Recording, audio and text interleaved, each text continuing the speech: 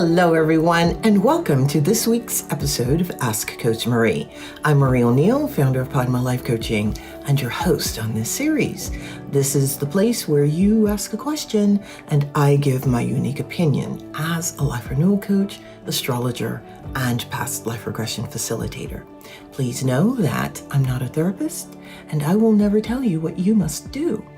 Each week on Friday, a video is released with me answering 2 questions from the viewers. In addition to those questions, I talk about various other life renewal topics.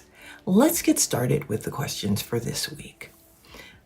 The first question comes from Isabella, who is in Madrid, Spain. Hello, Isabella. Welcome. The question that Isabella sends in is, following last week's shift, I'm facing a major career decision. My head says one thing, but my gut says another. How can I tell the difference between true intuition and just fear? This is something that everyone, I believe, has to work through. I certainly had, and I am no exception here. There's a different feeling. When it's true intuition, it's more of a knowing that you need to do something. And that doesn't mean that the fear doesn't come in, but the fear comes in because you're scared of what it is you're being asked to do or what your intuition is requesting that you do. There's the other type of fear, however, it feels different. It's not based, of course, on the intuition, because fear is necessary, by the way. I mean, it's the way we stay safe. Something that we have developed over centuries. It's in our bones, and it's important for us to have it, and we do need to pay attention to it. If it is not a knowing, unless you have developed that muscle, that intuitive muscle, you may not be able to feel the difference. If it's fear, ask yourself some questions. Number 1, why is the fear there? What is the fear trying to protect you from? Is it rational, the fear? Is it something that you want to do in spite of the fear? What's the worst that can happen if you follow through? What outcome are you looking for? If it's fear that is creeping in because you know it's something you need to do, think about what it would feel like if you didn't do it. Is that feeling larger or more powerful, stronger than the fear? These are just some subtle ways that you can suss out where that fear is coming from. One of the things that I do, and I still do to this day, if there's something I want to do, I always ask my guides, my higher mind, to guide me with it. Because, of course, we have free will. And we also have what it is the soul wishes to experience. Sometimes the two are in conflict with each other. So if what it is you want to do is in conflict with what the soul wants, it's going to send you signals also that what you want to do isn't right. You're going to get signs. I'll go into those signs later on in this particular episode. You know, it's such a subtle thing to figure out where the fear is coming from and if it's logical, usually it is logical, by the way. Don't discount it. Look at it. Like I said, sometimes fear is coming in because you're wanting to do something that maybe your soul doesn't want to do. I hope that helps.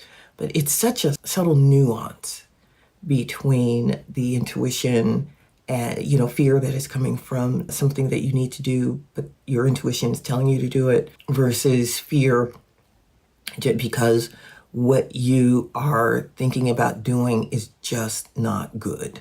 There's a different energy to each of those fears. I want to say it smells different. Of course, I'm a Taurus moon, so I would say that. But it does. It feels different. And you can feel it in the body. That's another thing, too. You do want to start building the skill of listening to your body. Your gut is pretty strong. You want to listen to that because a lot of times that's correct. even with the gut, you have to be discerning because you want to know that you're not having this fear based on prior experience or prior programming. You want to know that that fear is there. You really want to get to the bottom of why it's there. And that means you need to go on an excavation within the self to figure that out. So send me an email or comment below and let me know how you're doing. I am most interested in finding out how you're doing with this. So comment below, or anybody else who is listening to this, how do you discern where your fear is coming from, or if it's the intuition? All right, let's go on to the life renewal topic for this week. The life renewal topic is turning in, exercises to strengthen your inner compass during times of chaos. Now, one of the things that I always recommend to people is ground yourself in the morning before you even get out of bed. Because when we're dealing with life, regardless of if we're dealing with chaos or not, we need to know that we have support. And that support is from the other side, our guides, our higher mind or soul. I use the term interchangeably. The guides, the soul, the angels enlist their help, so say a prayer, feel yourself grounding. It's nice when you first stand up to ground yourself on the earth. Your feet are usually, you don't have your shoes on. So stand there and ground yourself into the earth. That's a good place to start. Send up a prayer asking for guidance for your day. Ask to be helped with knowing what right action is for the day, for yourself and for others too. What is right action? Because you don't know. You may think you do, but your higher mind may have another idea.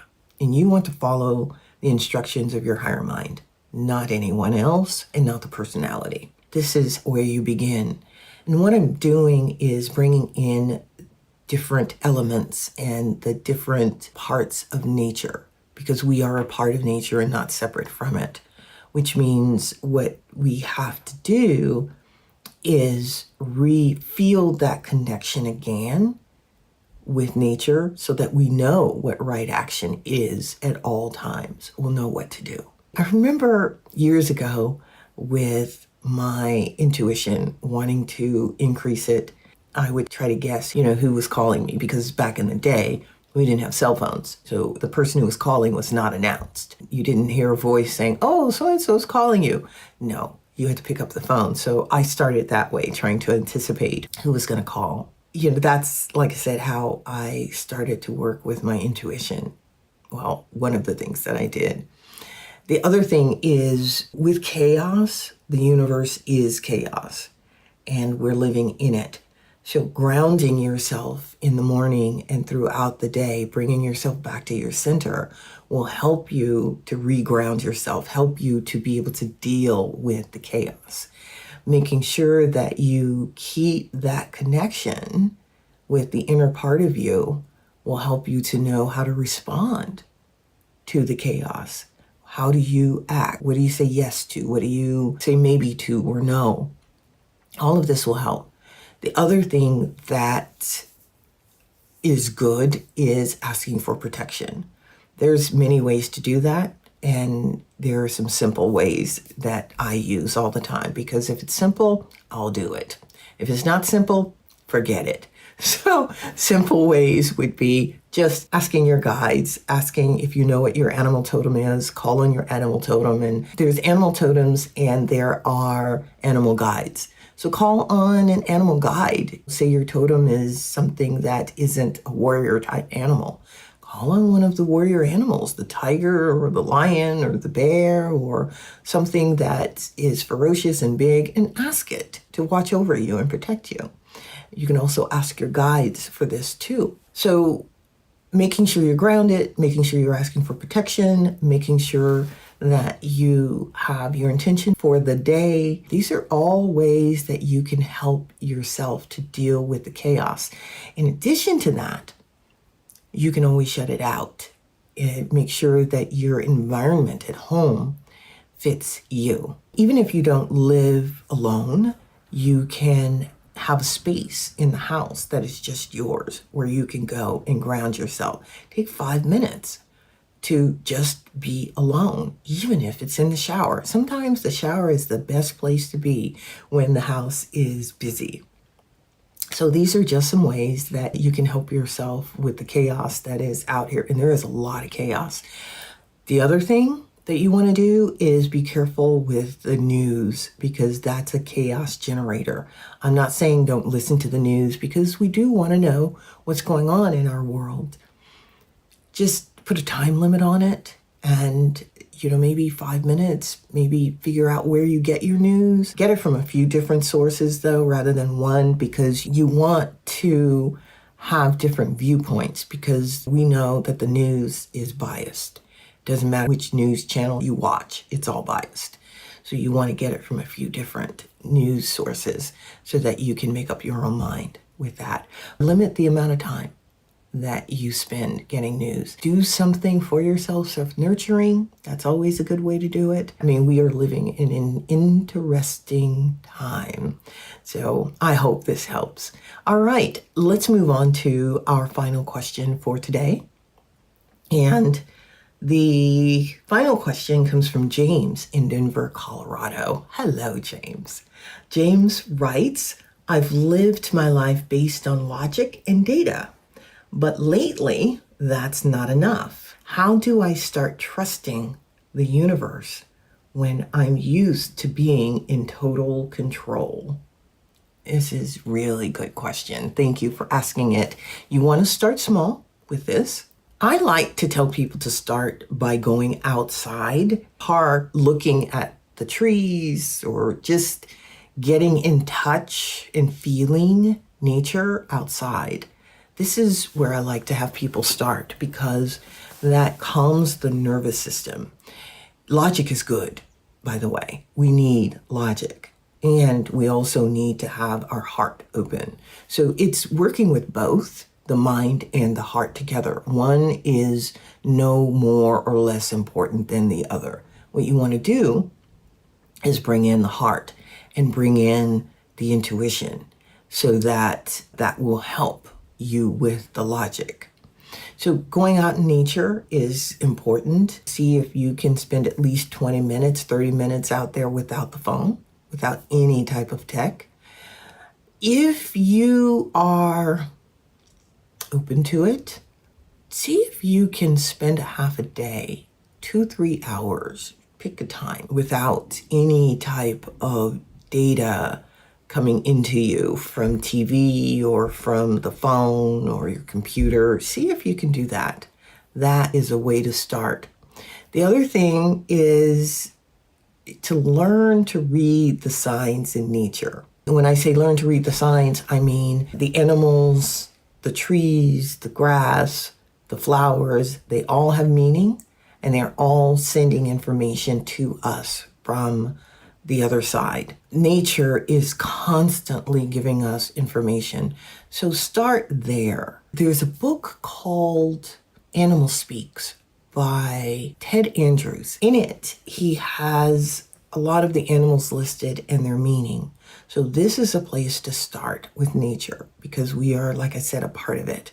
This is going to help to open you up.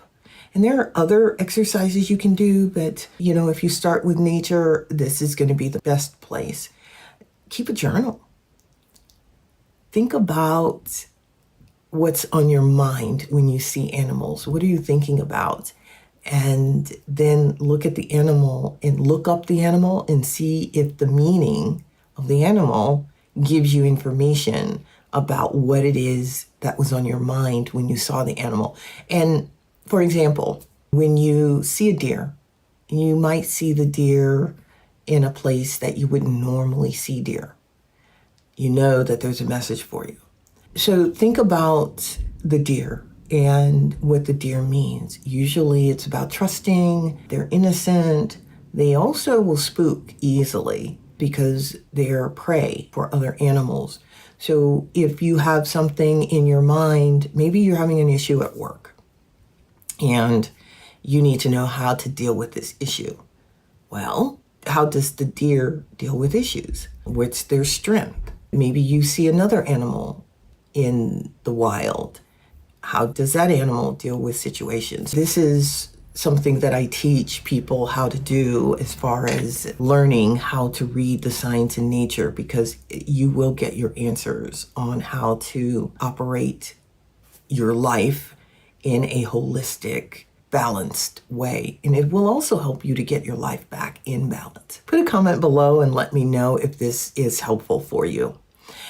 All right, we have come to the end of the session for this week. Please be sure to like, subscribe, and hit the little bell so that you're notified when new videos are released.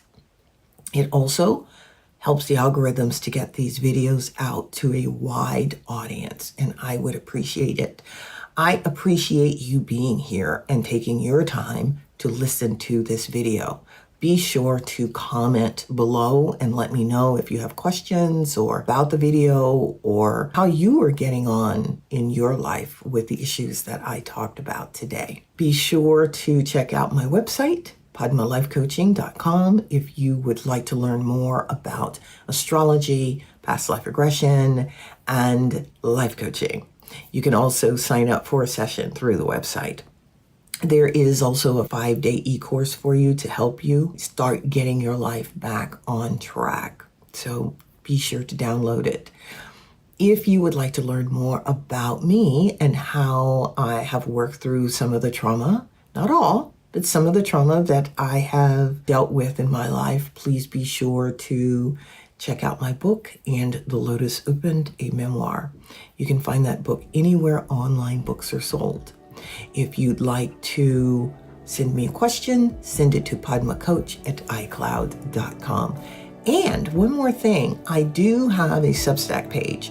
On it, I do a deep dive into some of the questions that I answer here on this channel for the Ask Coach Marie series. So go to Substack. The link is below. You can subscribe. It doesn't cost you anything to subscribe. You're welcome to donate if you'd like to, if you like the articles, but you don't have to.